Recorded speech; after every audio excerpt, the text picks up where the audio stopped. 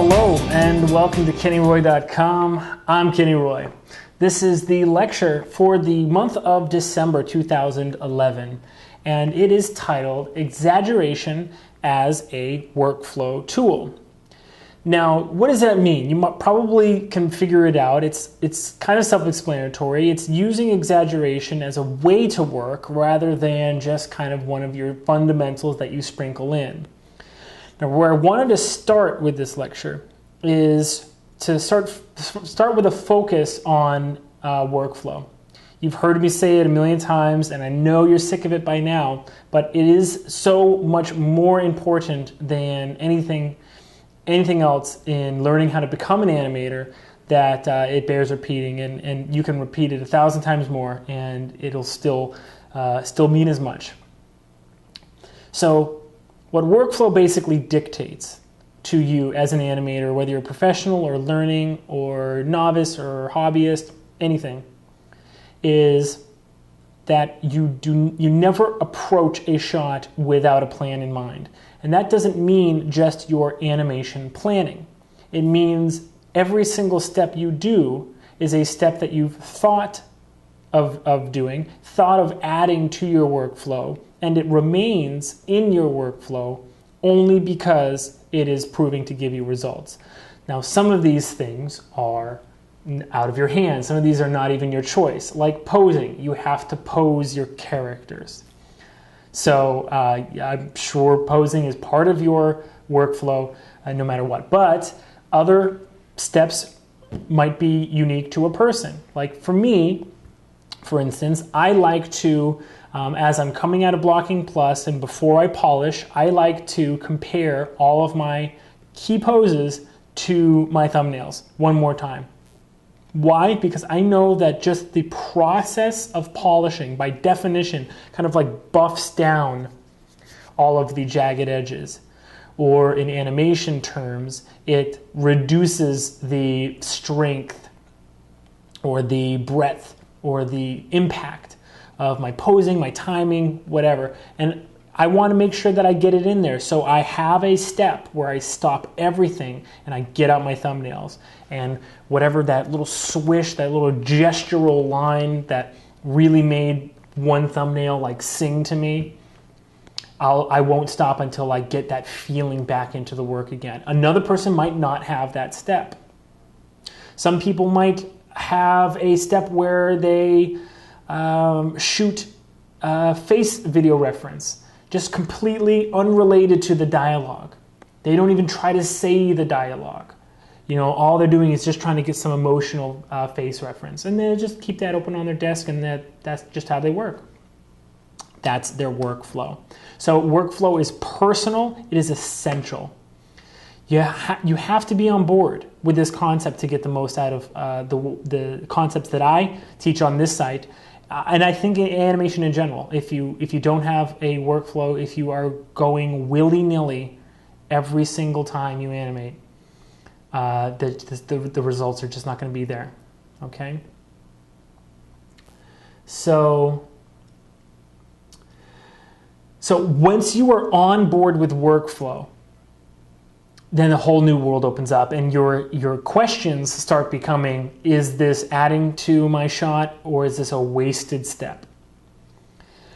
What the fundamentals allow you to do, if you haven't checked out the workflow lecture, I highly recommend you do. I give you some tips in that lecture as to how my workflow works, and a great way to note-proof your animation, which is thinking fundamentally. Now, thinking fundamentally is the first way that you can kind of avoid the pitfall that most learning animators fall into, which is thinking of the fundamentals as just concepts that you need to kind of sprinkle in once your animation is kind of complete or the main idea is there. That couldn't be further from the truth. If you think fundamentally, if you block your animation in a way where the fundamentals inform all of your choices, then what you're left with at the end is a scene in which changing the fundamentals, which are speaking to you and are reaching through the shot that is complete and might be very complex, and grabbing you and giving you access points to change even high-level performance choices with just small fundamental changes. And so if that sounds exciting to you, you should check out the workflow lecture. It's in the archive. So once you start asking yourself those questions, you need to think to yourself, are the fundamentals working for me where I'm applying them in my workflow? So exaggeration is a very interesting one. Why exaggeration is so important as a workflow tool is the following. I've said this 100 times, but bears repeating. Animation is not, or I'll put it this way, the best animators in the entire world, let's say CG animators, you may imagine that when they go to work, they sit down and every single thing they do is a just nice, calm, orderly step from the beginning of a shot to the perfect shot, to the best animation they've ever done and hence you've ever seen. Just one step in front of another, just one foot in front of another, and that's it. That could not be further from the truth. The best animators are editors of their own ideas. They edit and they tweak and modify their ideas as they're working. And then their workflows are so strong that having to make very big changes, fundamental changes in the middle of the progress of a shot is absolutely no problem for them. That's how you know when you're a really good animator, okay? So forget this idea that the best animators like sit down and make no mistakes. I'm sure you know that they don't make mistakes, but their process is actually geared towards finding all possible ideas and actually exploring those ideas to get a stronger sense of which idea is going to be the best idea in the end as fast as possible. You cannot look down a road in animation and see very far. Each animation, each performance choice you make, or pose choice or timing choice, all of these choices you make are roads that have a turn very quickly, very, very soon to the main road.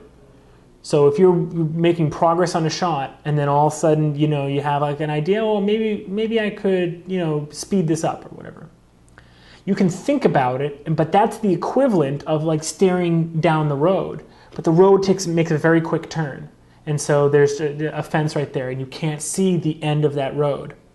The best animators work in a way, and they do the work, that when they get a brilliant idea, they put it in and they start walking down that road until they can see around the corner and see the final result, either in their head or, if it's impossible to see it in their head, see it on screen.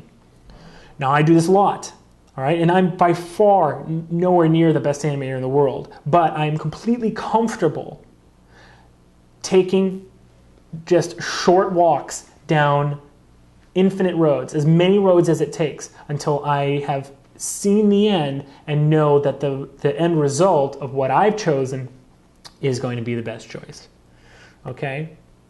So don't edit yourself in your head. Edit on screen. Now, how does this tie into exaggeration? So I'm going to bring this all the way back again. The reason that this applies to exaggeration is because, by definition, every single thing we do to our original idea is going to be editing it, and normally is going to be reducing the strength, impact, size, whatever it is, depending on what kind of edit you're making. Because that happens, it is always our duty to go like way too far, knowing that it's much easier to rein something in than it is to push it week after week after week. So I thought I'd start right here by just illustrating visually what I'm talking about. Okay, let's pick a beautiful color. Okay. Let's say that this is, there we go, beautiful. All right. Let's say that this is where a shot starts, okay? This is with absolutely zero, super boring poses, very, very flat timing, very blah performance choices, all that stuff. And let's say up here is where the shot really is supposed to be. I'll tell you something, every single shot shouldn't be extremely huge and super like over the top. You can't watch a film like that. I remember my mind was blown my first week at Weta because I got a shot with King Kong in it, and I worked my tail off on the shot. I was so excited to show the shot to my supervisor. So excited. And I showed it to him, and he said, hey, that arm pose is really cool. And I was thinking to myself, yeah, Kenny, yeah, arm pose, go Kenny, yeah. And then he said, but I need you to tone that down because I'm saving that. My mind went, because even up until that point, I'd worked on a few films before Kong, and up until that point, no one had ever said to me, oh, I'm saving that. So every single pose can't be like the most extreme, like textural, crazy, bent over, rhythm that you've ever created in your life. So let's say this is where the shot is supposed to be, like appropriate, really wise choices, not just unique choices, but very thoughtful and really meticulously tuned to the shot itself. All right, so this is where the shot is supposed to be. What I noticed in almost 7 years of animation mentor is I'll give a note, okay, to change something, make a different performance choice, timing choice, whatever, and then the student pushes it. And then I'll give the note again, a little bit further, and they push it. And then I'll give the note again, a little bit further, and they'll push it. And then I'll give the note again. It's just not getting there. All right, I can't remember who it was, but look at all these iterations that it's possible to do before you get to where it's supposed to be. Okay. I can't remember who it was. It's some philosopher, but the short story, the short version of it is there's a door and it's open and then it swings closed. Does it ever really close? And what they say is that you have the door that's open and the door is closed, but halfway in between the open door and the closed door, it's halfway open. And then halfway between the half open door and the closed door, it's a quarter open. And then halfway between that, there's infinite number of points in between an open door and a closed door, infinite. And since every single one of those positions, infinite positions, will be like accessed in an instant, in a moment in time, there's also infinite number of moments in between when the door is open and when the door is closed. So if there are infinite moments, then technically the door never closes because infinity times anything is infinity. So it's very, very interesting concept. I kept on feeling like I was waiting for an infinite amount of time for students to hit the note. Why? Because their door was just closing halfway every single time. No one had this sense of adventure, this experimental attitude. Okay. Another quick story, I might have mentioned this before, but when I was a kid, I used to be very distracted by things that I would discover when I was doing like math tests and stuff. And when I found out that if you multiply anything by 9 or any multiple of 9, that you can actually predict what the numbers will add up to. And so I remember it was like 3rd or 4th grade, and there was this sheet of paper with 25 math problems. This is a quiz with 25 times table problems on it. And I got to like number 4, and then I discovered this, and I freaked out. And the whole margin of the quiz was filled with just different numbers multiplied by 9 or multiples of 9. I was just freaking out. I loved it so much. Freaking out. And lo and behold, I failed the test, and the teacher called my parents and said, well, why is he doing this? And I brought that attitude into adulthood. I'm more interested in what I've discovered about how to work this, how to do this problem, how to fix this problem, than I am with the actual problems that are in front of me. Okay, and that was a good attitude to have when learning animation. I encourage you to take on a little bit of that. So if this is where the shot is supposed to be, up here, and just constantly students iterating and iterating and iterating, my question to them and now to you is, why not just push it as far as it possibly can go, okay, all the way up here.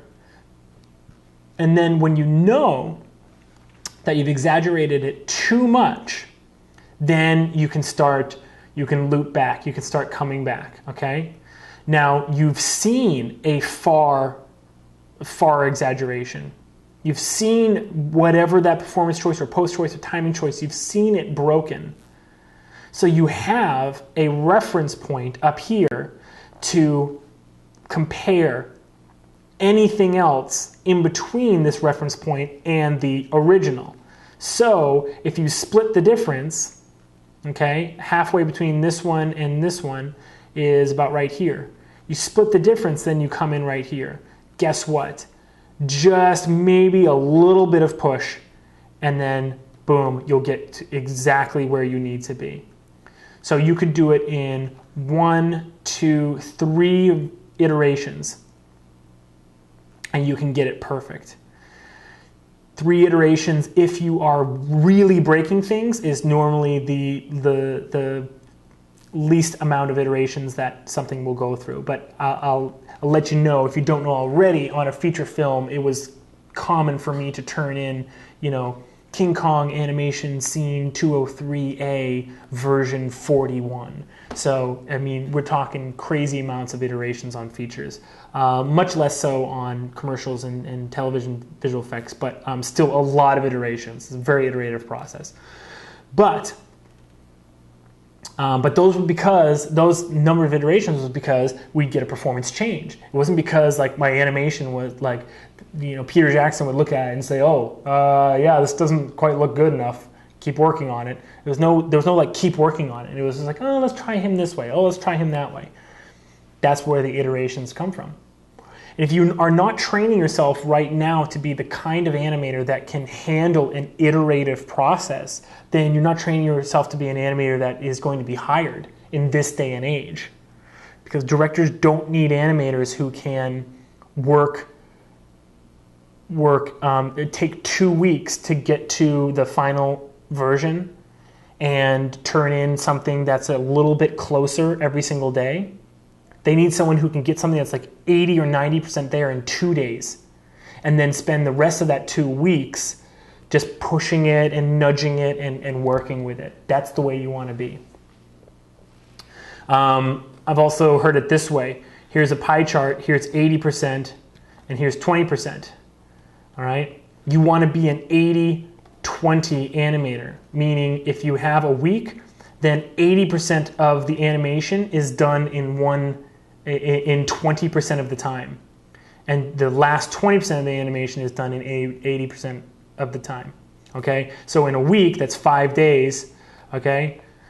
And so 20% of 5 is 1. So you want to be able to block basically 80% of your animation in 1 day, and then show it to somebody, maybe dailies on Tuesday, and then take the rest of the week to polish it and nudge it and work with it.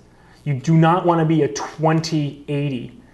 Those animators never last long, because that would mean that you are showing your first version of basically really the only amount of finish, 80%, that the director can really make sure that you're totally on track and can give you the go-ahead.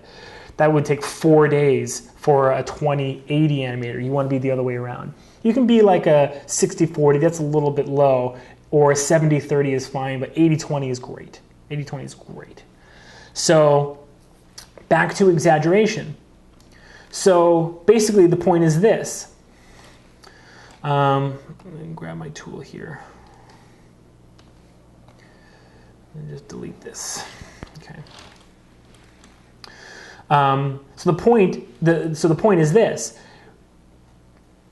It looks like by going way too far, by exaggerating, we are actually saving ourselves a lot of work, right? That's a no-brainer.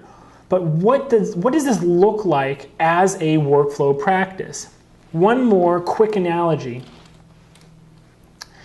and then we'll be off, okay? So we've got a person, right? And they're sitting on a dock, and there's fish, right? There's fish underneath the water, okay? And they want to get this fish, right? And they have their fishing pole, they have a little hook on it, all right? What are they going to do? Are they going to like stand on the edge of the dock? Let's say that they're only, this big, okay? Are they going to stand on the edge of the dock and try and like lean out and hold their pole and then like lower it into the water, hopefully so that it'll go down and it'll hit the fish? No. What does a fisherman do? They cast their line, all right? And wherever it lands, that's their starting point, okay? And animation is so much like fishing, it's insane. You cast your line, and then you reel it in. And then you'll know when you found success because you'll be able to identify. An animator will be able to identify that perfect shot.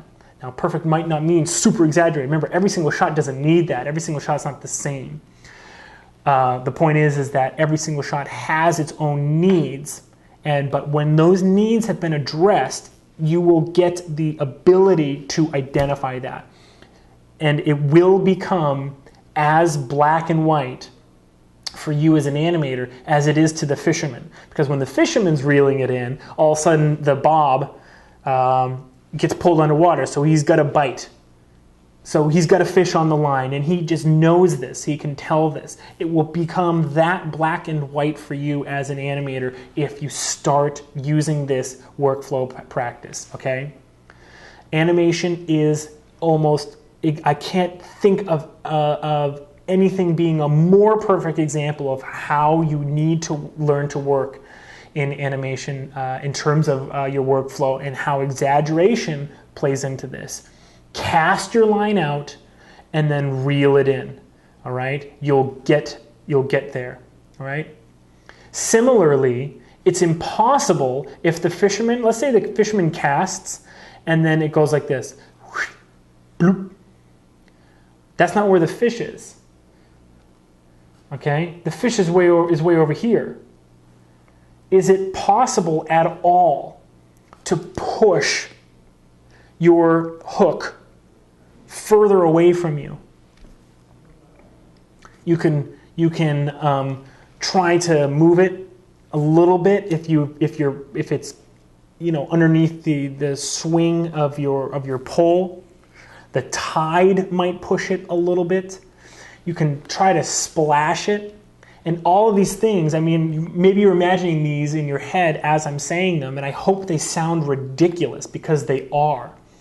And as ridiculous as those activities or those attempts to push a hook that you've cast too close to you sound, I hope that all of the things that we did as animators before we learned to exaggerate sound as ridiculous, because they do to me. It sounds ridiculous to like have weak posing, very flat timing, no contrast, twinned posing, all of these like mistakes, and then to try to push that into a gorgeous shot.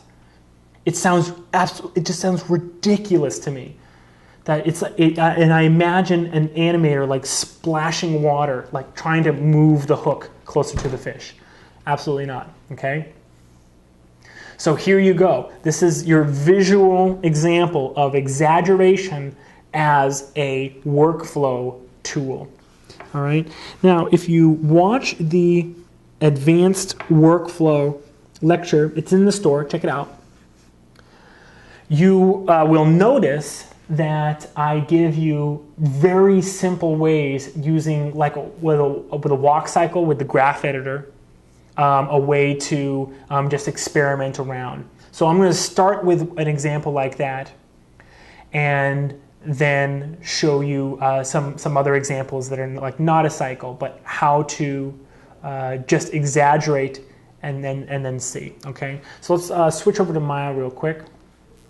I don't need to save that, as beautiful as it is.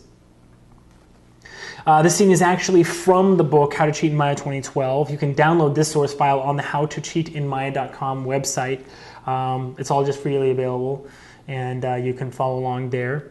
And basically what this is a walk cycle in which I showed a fundamental approach to making changes in the graph editor. So this is already the finished version, and we'll start with this. So we have a walk cycle, and look how much the guy is walking up and down. Okay, I'm going to reduce this a lot. So now this guy is basically, there's no up and down movement in his body. Okay. Also, the rotation, is it X? Yeah. Okay, good. The rotation X is pretty exaggerated here as well. So let me just really quickly just snap a buffer of all of these, and let's just reduce these a little bit. Okay. Okay. Now the twist as well. Maybe I should just open up the first one. Let me just open up the first one for you. No, I'm going to stay with this one. So let's look at this. If this is your, let's say, your walk cycle that has absolutely no exaggeration in it, what we need to look at this as is an opportunity for us to cast our line, go way overboard. Now, the nice thing about the fundamental approach is that we can make high-level performance choices with very, very, very, very few edits. Okay, so let's say we wanted this guy to look a lot more sad. I gave that example in the workflow lecture. I think it's possible with this one. But what we're going to need to do is we're going to need to make changes and at the same time exaggerate. Okay, so here he is basically leaned over, and I can confirm this by looking at basically the apex of the or the valley of the rotate X keys. I'm going to just confirm this by, oops.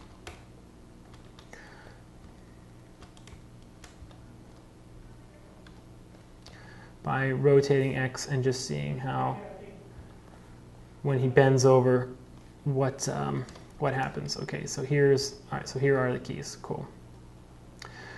So I'm going to deal with the rotation in the spine, and I'm just going to say to myself, okay, let's make a huge adjustment and make it like double what it was before. Okay? Let's make it double that.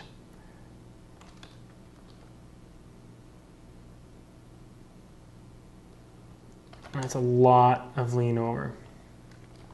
The rotate Y is also kind of getting to me, so let's adjust that as well. I actually think it needs to be reduced.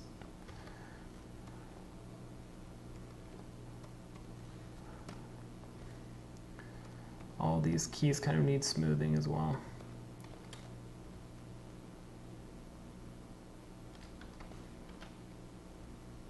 Okay, cool. So now he's really leaning over. Okay. Now this cycle is also kind of working a little bit slow. So let's actually slow it down by doubling the amount of keyframes it takes for the character to walk.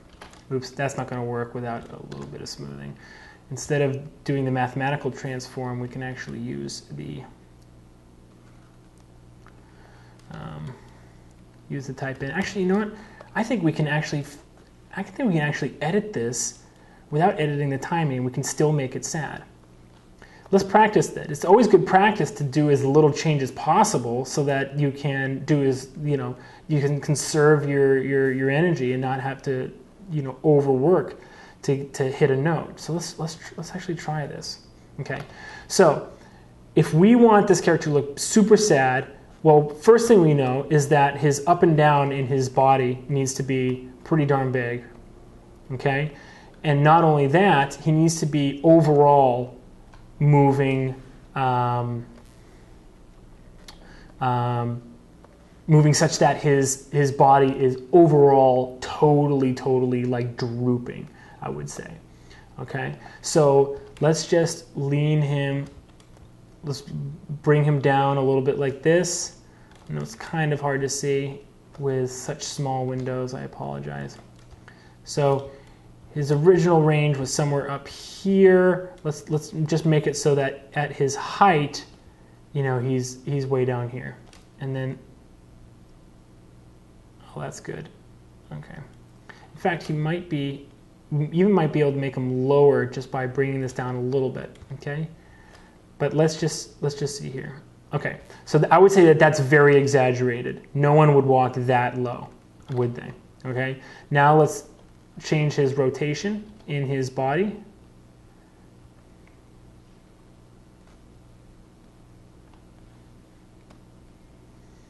Actually, it looks like there are no keys on the rotation of this control. It looks like it starts on this button. Here it is. Okay. So let's lean him forward. And let's just see what happens when we play with this value. Ooh, interesting. Oh, cool. Oh, awesome. So there's no keys on the waist at all right now. So we get to build this part of the cycle totally custom. All right, so let's lean him way forward like this. Totally exaggerated, wouldn't you say? Exaggerated, yes. All right.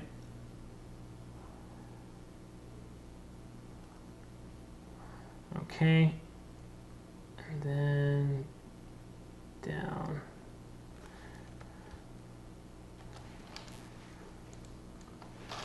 Okay, so it looks like 19, that would mean 15 plus 4, so this would be also be up here. Oops, don't delete everything, Kenny. That's not what we want.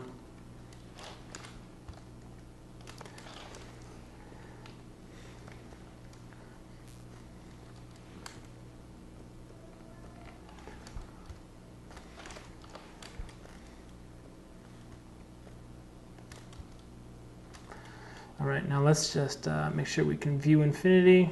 View infinity. And now let's make this.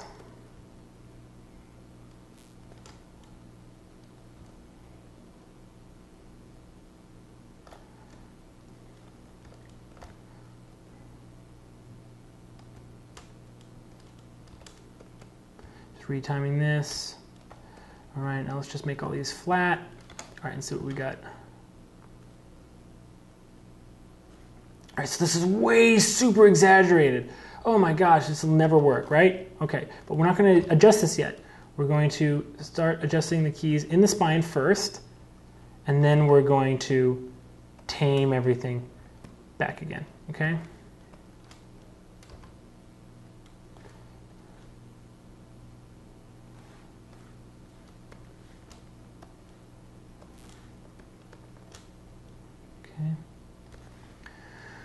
All right, here we go.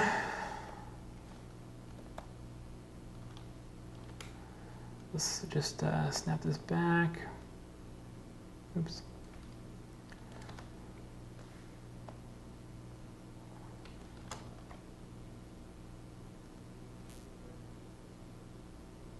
All right, awesome. All right, so that rotation is the rotation in the body cog is actually making the is way overpowering, so that it was clear to us why the cog had very little, I think actually no rotation in X, and it was just the body. But I want them to play well together, so I'm actually going to reduce the amount that's in the body as much as, if not a little bit more, than the amount that I'm going to reduce it in the cog first. Why? Because even though I do think that this is going to give me the results that I want, I am not positive, and I can't just glance down that road and pretend like I know exactly what it's going to look like. I don't. I don't think anyone does. So so rather than pretend like I can make these changes in my head and totally predict exactly what I'm going to see, I'm going to make the changes in panel instead. So let's make this just a little bit more. The whole thing I want to be a little bit more forward because he's supposed to be sad, right? So that's as forward as I want him to be, but I also want him to be not come back as far.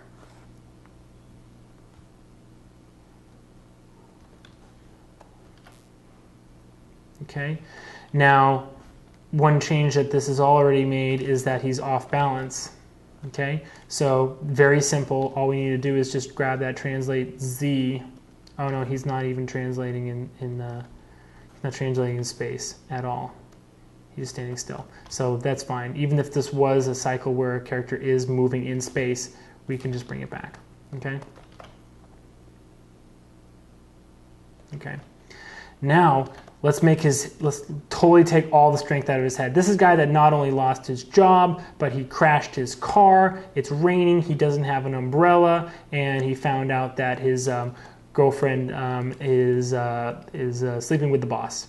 All right? So like worst day in history, right? So let's really go overboard. Remember, we're going to totally exaggerate all this stuff.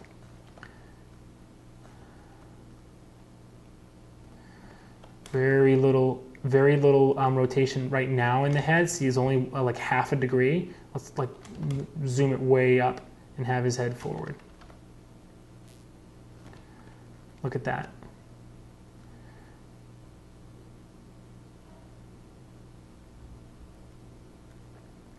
So not quite there, not quite appropriate, but we're approaching it from the point of we go way too far and then we dial it down until we like it, okay? So look how exaggerated this is.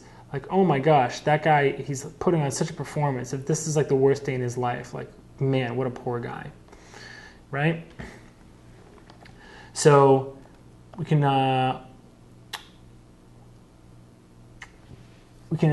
slow this down, okay? All right, let's actually go a little bit faster.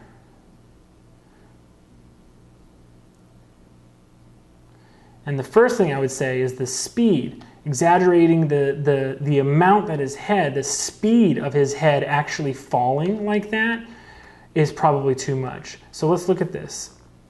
So this is the keyframe, basically the problem keyframe, and this one, right? So if we delete that, that makes it so that it's a little bit smoother of a fall into, as it falls down. Let's watch it back. I don't like how it's not coming up at all, though.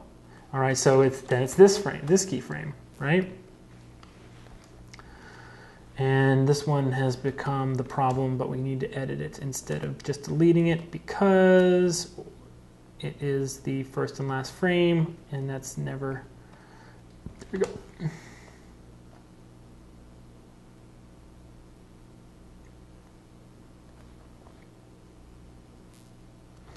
I think he needs to be higher up, so I'm going to grab the translate Y and move him higher up, okay? But I want him to fall just as far.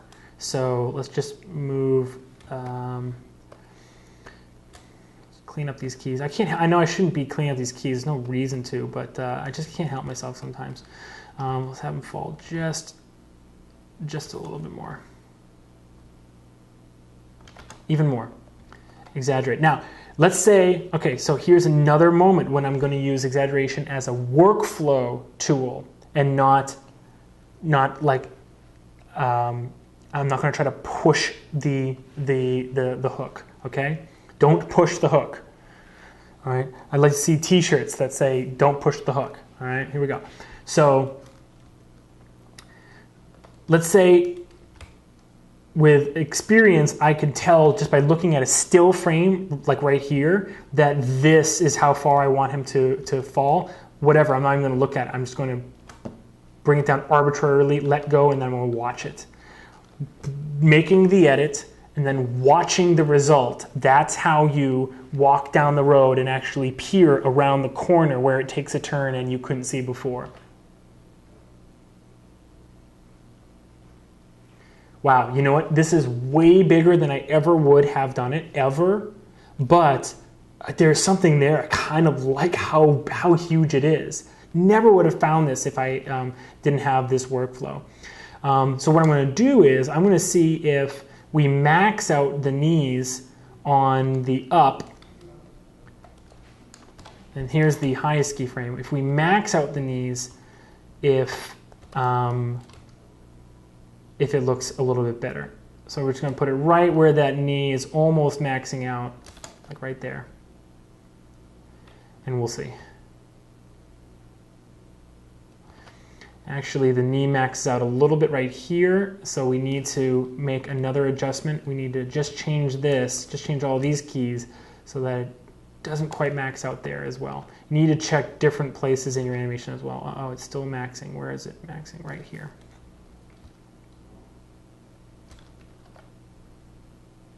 There we go.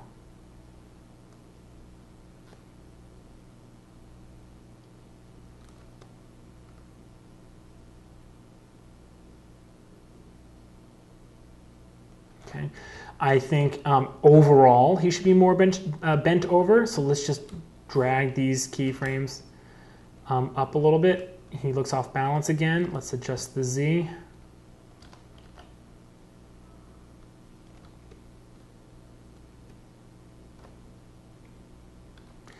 That was too much bend over. See, I made the adjustment. It's a little too much, so I'm just going to reel it in. Just going to reel it in, guys.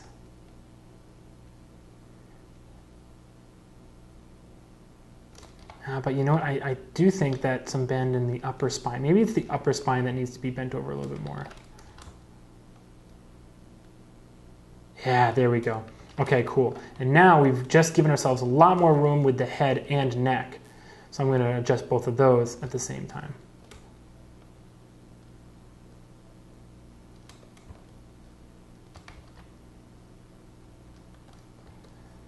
Oh God, look at this sad character.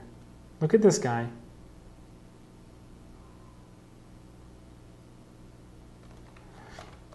Falling a little bit quickly, okay? So let's just move this keyframe one frame that way, and let's see what happens when we delete these keys. Let's see, I don't know, it's crazy. We're going nuts. Just flat these. Most of my walk cycles do tend to be a little bit, shall we say,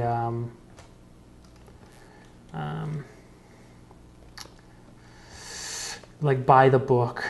You know, a lot of kind of sine waves and cosine waves.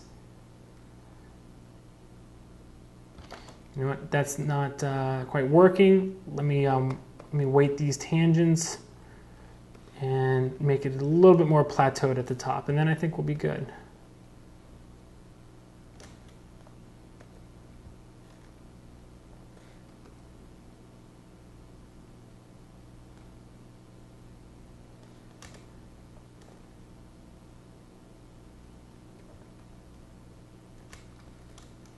Okay. Oh, so cool. All right, so this guy lost his job, crashed his car, it's raining, and his girlfriend's sleeping with the boss. Look at this poor guy. Oh, God. Oh, I hate it. And slow it down a little bit more. That's too much. Doesn't even look like looks like he's walking on the moon now. There we go. Oh, God, look at that. Life is horrible. All right? So with a shot that's not a cycle, this can work as well. If you've seen the beginning cartoony lecture, this is the example shot that is in the lecture. I show you all the choices that I made when I was animating this shot. One of the more specifically cool cartoony choice that was made is this one, where the character on this second leap actually moves up a little bit right there. It's almost as if he's anticipating before he comes back down to the ground. It's very hard to see, but it's almost more felt than it is seen. Okay, so where exaggeration as a workflow tool would come in handy a lot would be to make this a much more deliberate and even exaggerated choice. So let's give it a little bit more time to happen. Let's add a keyframe there, and let's just arbitrarily, put it way up there. This was arbitrary what I just did. I have no idea, what it's going to look like, and then watch it. Now again, I'm not thinking to myself, oh, what would that look like if I exaggerated a little bit more? How can I make this change and not have to do any keyframing or change anything or delete anything? Save as. The end of discussion. That's the one button that dictates that you need to make the change and then watch it and judge it. And after you see it on screen, say, all right, does that improve the animation? Or has this been a exercise that has just shown me maybe a workflow choice that I'm not going to include? And as you might have picked up from those two examples, those two different choices for what this, exercise could be, one of the choices was not, is this wasted time? It's never wasted time. It's either a valuable addition to your workflow, or you spent a little bit of time getting more animation practice and showing yourself a little bit of workflow that now to basically not including your workflow from now on. All right, so your workflow improves either way. Anytime you're doing animation, if you're thoughtful, your workflow improves. It's that simple. Okay, so I haven't watched this yet, but let's watch it. Ooh, wow. Wow, that's a lot of anticipation now. I know it's hard to see. Let me just slow it down a little bit. But it's cool. It's actually very cool. This guy has a smooth node. Let me just he's got like one special node around here somewhere. Oh, here, smooth. I'm sorry, here it is. There we go. All right, let's go back to camera.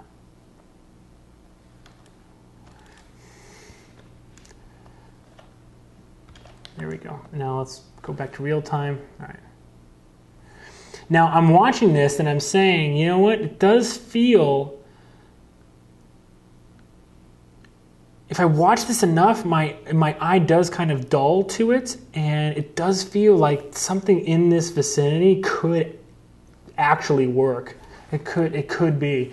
So let me just reel it in again, just reeling it in a little bit. Where'd it go?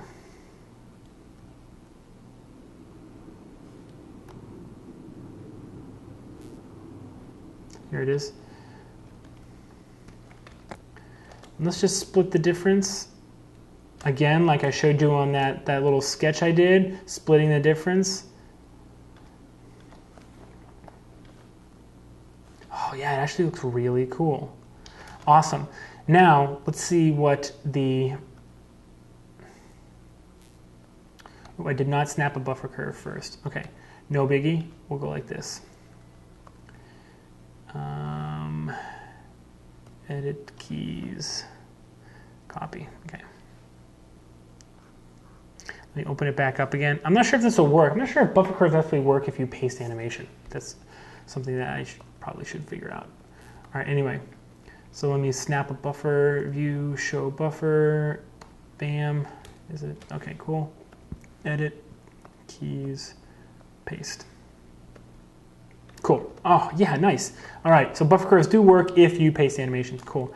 So check it out. This is what I was happy with after I exaggerated.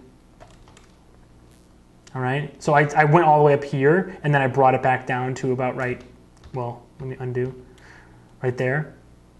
But look, this is the amount that was in the scene before I did that exaggeration. Isn't that nuts? See, this is a scene that I animated. I had to animate it quick. It was for Forge, which was, I don't think they do it anymore actually, but it was a competition at SIGGRAPH where you had 32 hours to make a 30-second short film with 3 friends.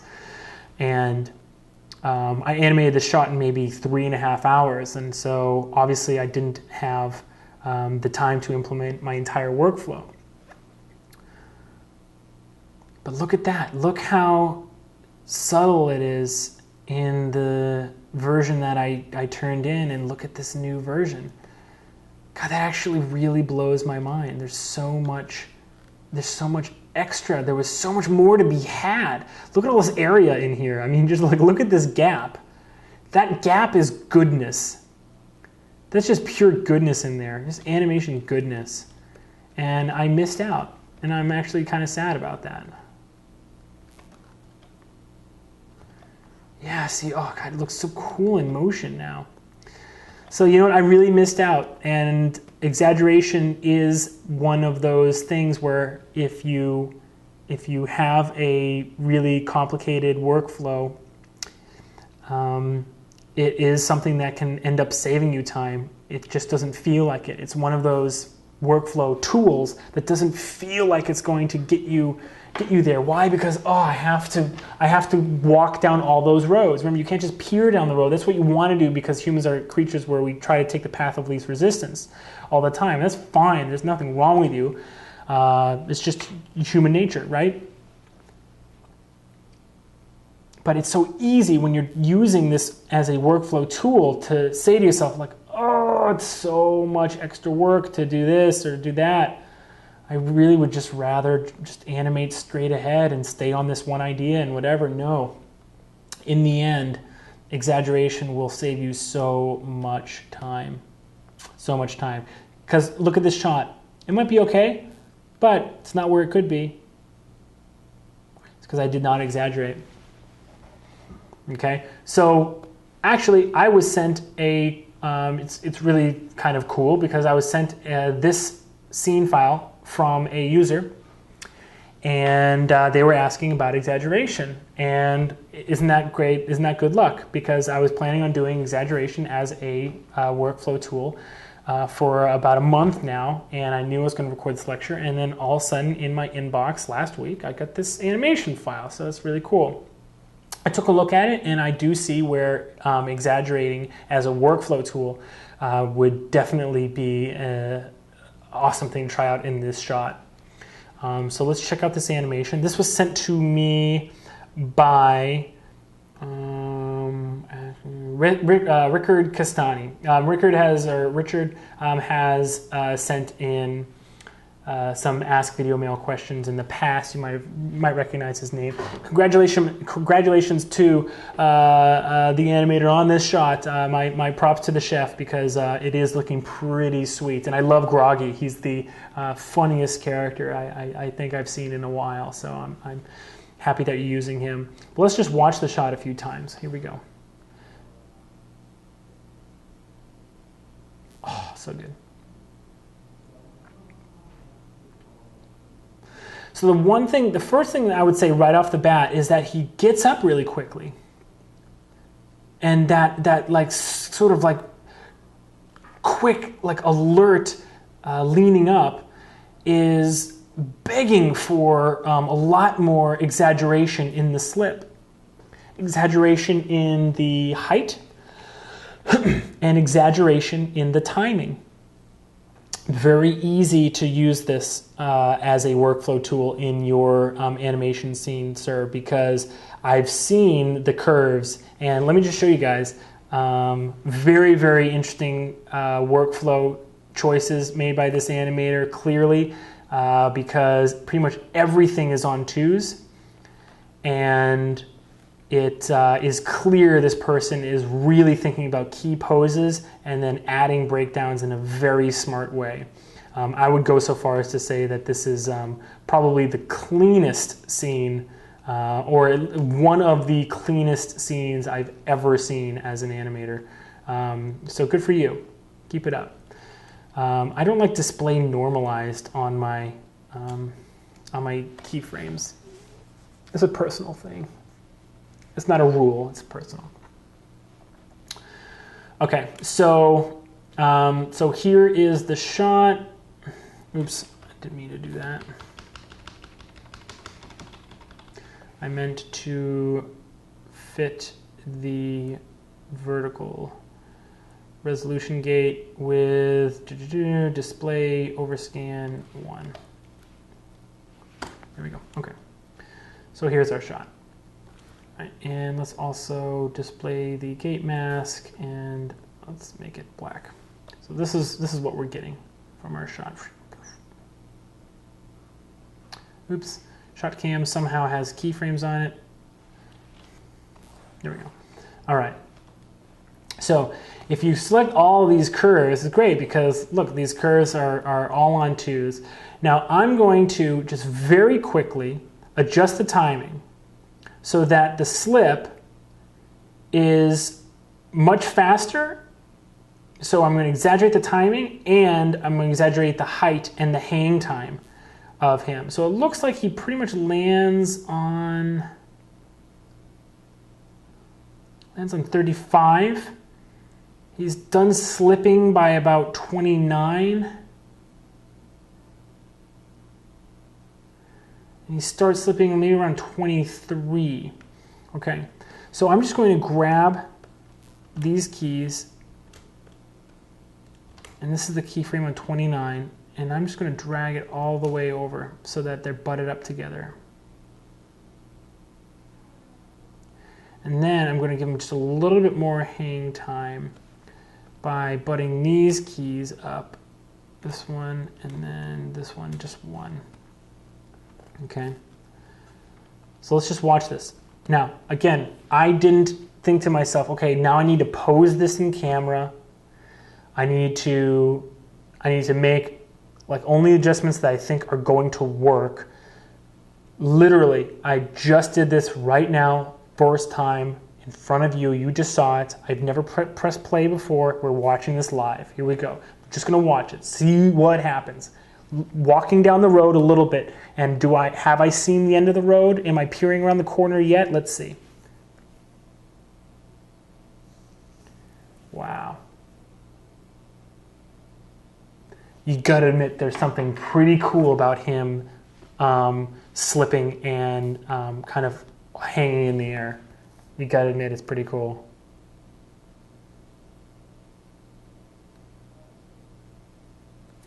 So let's exaggerate the rotation and the height. Rotation is X, good, and height is translate Y. All right, so this is him rotating up, okay? So I'm gonna make kind of fundamental changes by making it arrive a little bit earlier. Let's weight all these tangents. Let's free these tangent weights. Bring this in just a wee bit. And let's have him shoot up just a little bit quicker by freeing this tangent weight. And this is very plateaued, of course, already. Let's plateau it just a little bit more. See what I'm doing? I'm just using very, very simple changes to make the plateau just a little bit higher. Let's make it overall just a little bit higher. And I'm not even, look at this, I'm not even looking at the screen. I'm just moving around in the graph editor. In some ways, it's kind of better to do it this way. In some ways, it's better to not look at what's actually going on, because you will know at least that you're not biased by what you're seeing. You're making a change because you know, I want more. And then you put more in, you cast the line, and then reel it in. Did I go too far? Did I do too much? Better too much than not enough. Okay? All right, so let's see. Now he rotates a little bit quicker and he goes a little bit higher. Whoa, he rotates way too fast. I need to reel that in. I know I'm getting annoying with all of these, repetition of the same terms, but as long as if I keep on repeating it, it'll make it seem like it's the most natural thing to do, and it is. It should be natural. Oh, that is so much better. Oh, so cool. Oh, awesome.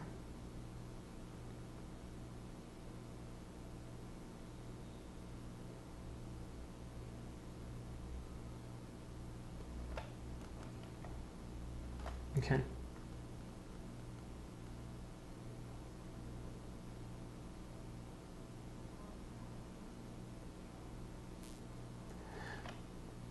So cool. All right, now let's go just a little bit crazy and let's just see how much hang time we can give him. I don't know. I do not know because I've never. This is the first time I've edited this animation, so who the heck knows? So right now he's landing on 35, and he's pretty much right here. Boom. All right, so that's.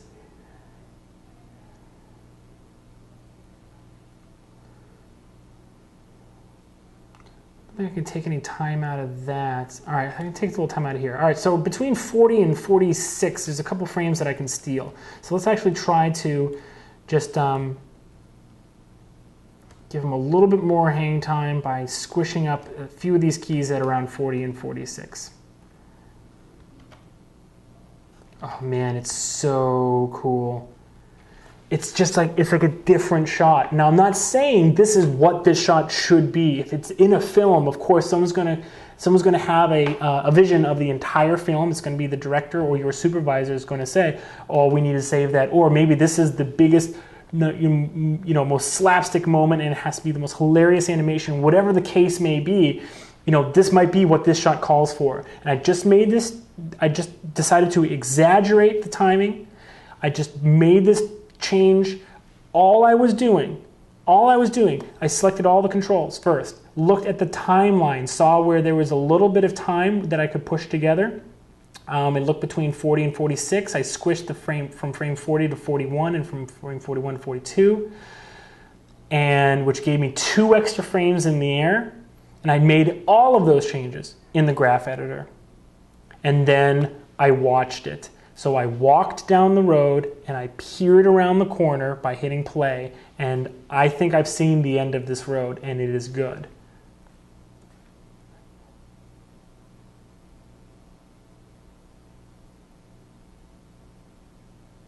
Oh, it's so much different, and this might not be what the animator wants in his shot, and it necessarily could be a choice that is too broad for this scene. But I think that this animation just got a little kick in the pants from being exaggerated and then reeled in.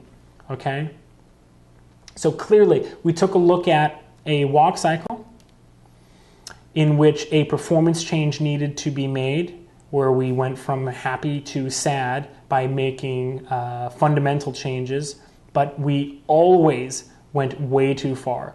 We started with an extreme exaggeration on that one and then reeled it in, instead of just trying to make little changes here and there, and especially not going into the panel and moving the parts around. You may have noticed that in this lecture, I didn't make one change in panel, ever.